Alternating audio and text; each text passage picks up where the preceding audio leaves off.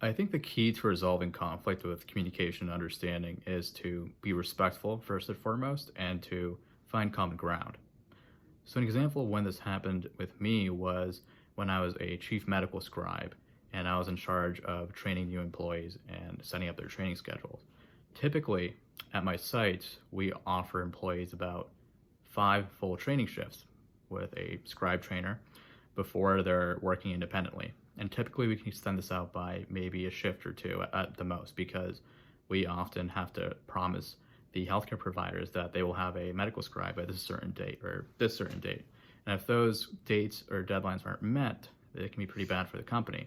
Now, we had this one employee, whom I'll call Angela, who was really struggling with training because she was on her seventh training shift and she struggled to even finish about 50% of the medical notes with minimal edits. And this was an issue because my co-chief scribe and I were at a disagreement as to whether or not we should continue with her or we should terminate her. I was more in favor of giving her one more shift and terminating her after, but my co-chief scribe thought that it would be best to keep her on for 3 or 4 more shifts because she was at least improving, right? But the issue was that the providers weren't happy because she was taking longer than usual to be trained, and her training wasn't going as fast as it should have ideally.